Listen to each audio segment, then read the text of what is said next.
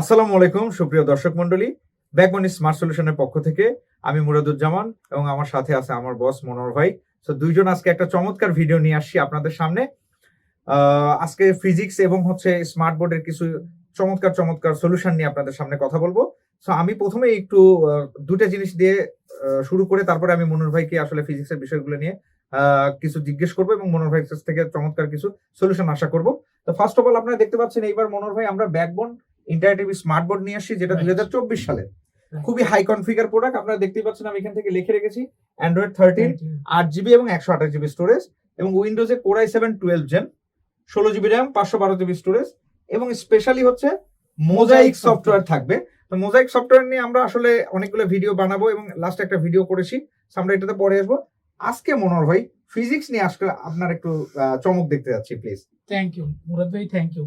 আসলে এই যে নতুন যে কারিকুলামটা চলে আসছে এবং মার্কেটে যারা স্মার্ট বোর্ড নিয়ে কাজ করতেছে তারা সবাই শুধু বলতেছে যে তাদের স্মার্ট বোর্ড কম দামে দিচ্ছে, তাদেরটা ভালো। কিন্তু মুরাদ ভাই, ব্যাকবোন যে আসলে বাংলাদেশে এডুকেশন সেক্টরে একটা আইকন এবং এডটেক কোম্পানি হিসেবে ব্যাকবোন যে নতুন কারিকুলাম অনুযায়ী কাজ করতেছে। আজকে আমরা দেখব যে ফিজিক্সের একটা চ্যাপ্টার আছে মুরাদ ভাই, যেটা হচ্ছে প্রজেক্টাইল মোশন।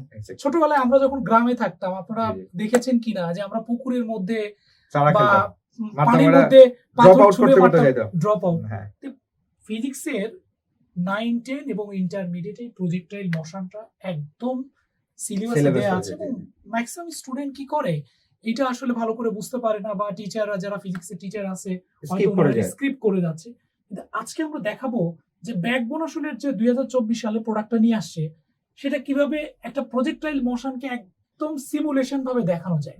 আপনি মুরাদ ভাই দেখতে পাচ্ছেন এখানে সিমুলেশনটা, যে আমরা এখানে প্রজেক্টাইল মোশনের সুপ্রিয় দর্শক দেখতে পাচ্ছেন যে একটা গ্রাফ বা এখানে আমরা একটা পিকচার দেখাচ্ছি। এখন যদি আমি লাইভে চলে যাই, জাস্ট আমি কি করব দেখেন, এখানে আমি পজিশন গ্রাফটাও তৈরি করলাম মুরাদ ভাই।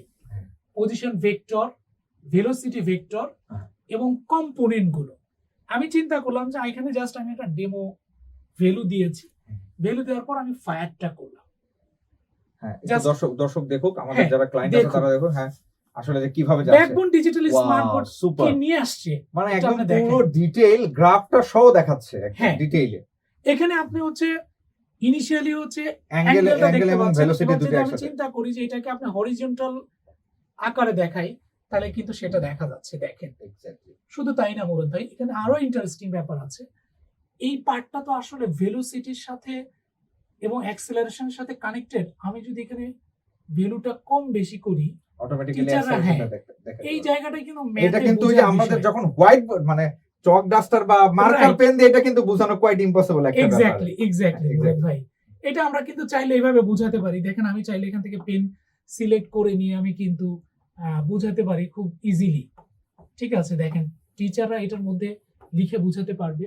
শুধু তাই না, আমি যদি চিন্তা করি যে আমি এখান থেকে ভ্যালুটা চেঞ্জ করব, দেখেন চেঞ্জ হচ্ছে অটোমেটিক্যালি। অ্যাক্সেলারেশন আমরা জানি যে 9.8। আমি যদি আবার ফায়ার করি, দেখেন রিসেট দিয়ে আমি আবার ফায়ার করছি, ফায়ার দিলাম, দেখেন আমি কিন্তু ভ্যালু চেঞ্জ করব। আমরা এর উপরেও কিন্তু আবার আলাদা করে মার্কিং করে টিচাররা চাইলে লিখতে পারবে, রাইট।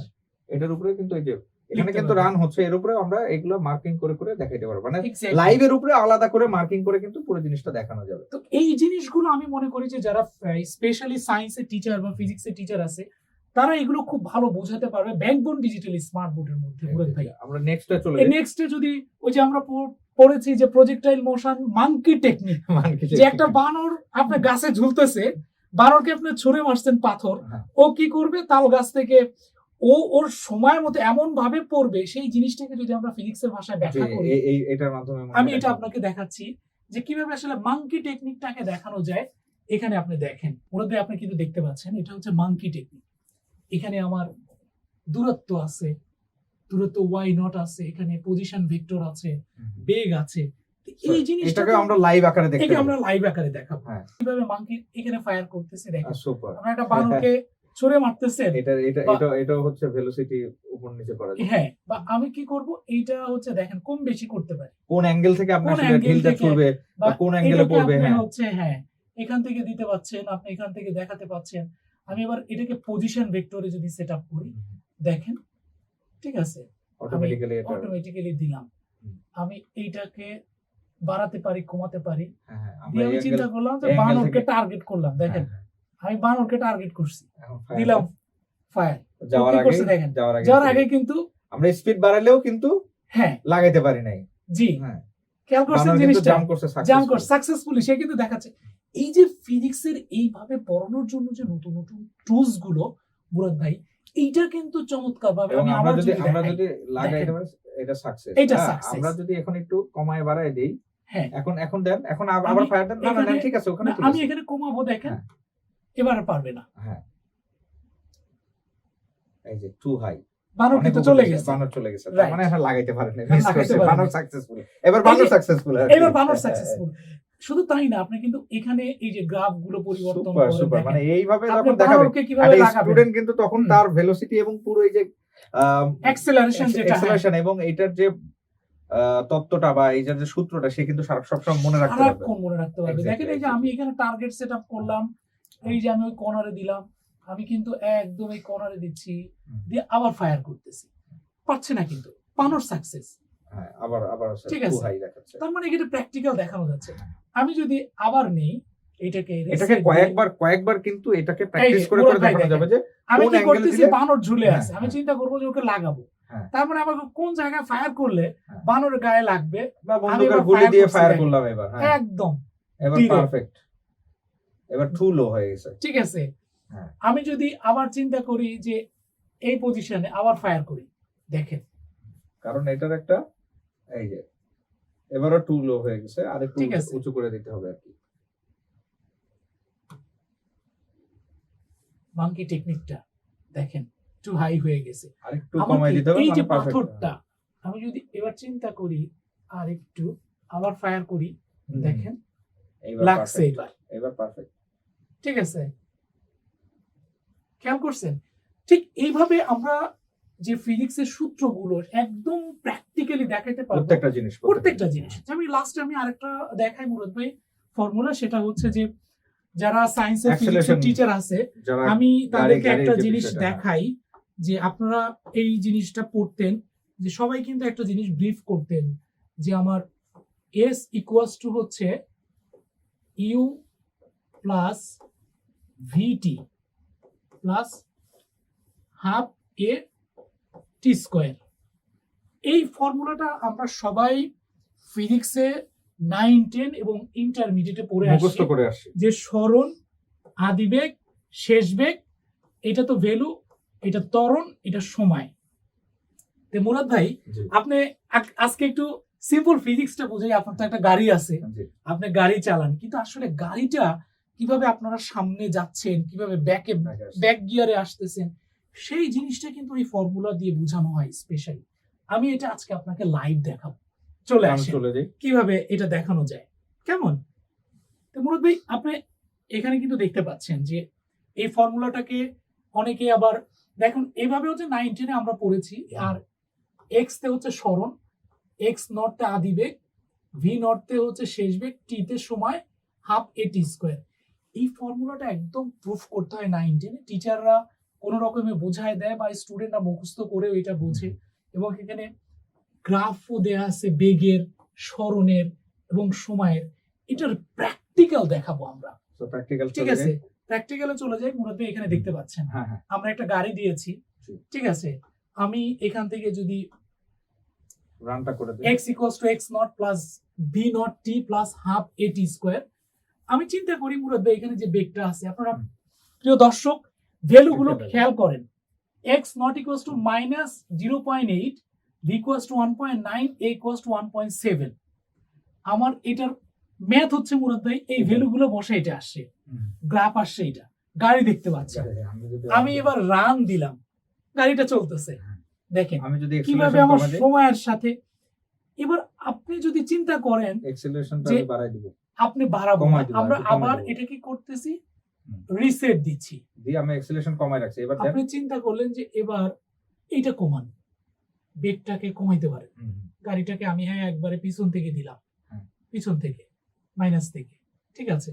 আমি এবার যদি রান দিই, কি হয় এবার কিন্তু স্লো আগাচ্ছে, স্লো আগাচ্ছে, কারণ রাইট। আমি অ্যাক্সেলারেশন কমাই দিচ্ছি। হ্যাঁ, আবার দেই আবার আমি আবার রিসেটে দেই, দেখেন এখানে আমি আবার রিসেট দিয়ে এবার আবার আমি শুরু অ্যাক্সেলারেশন করি। বাড়াই দিই, এবার অ্যাক্সেলারেশন বাড়াই দেন এবার, হ্যাঁ আরো বাড়াই দেন, হ্যাঁ এবার রান দেন।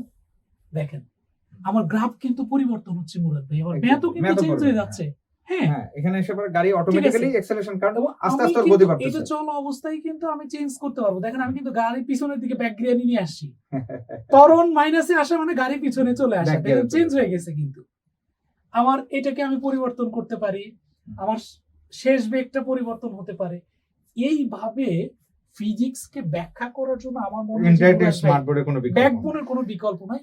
সুপ্রিয় টিচার্স যারা কমিউনিটি আছে বা শিক্ষক, আপনারাই চিন্তা করেন যে ব্যাকবোন আসলে আপনাদের জন্য কি নিয়ে আসে। ফ্র্যাঙ্কলি হচ্ছে যে প্রত্যেকটা ডিসপ্লের মধ্যে এটা কিন্তু ওজিএস না, আমরা মোবাইল কিংবা ট্যাব যেগুলো দেখে এগুলো হচ্ছে ওজিএস, ওয়ান গ্লাস সলিউশন। এটা কিন্তু ওয়ান গ্লাস সলিউশন না, এবং এটা ব্রোকেন প্রুফ। হ্যাঁ, ডিসপ্লের উপরে আরেকটা armour 7 broken proof glass use করেছি।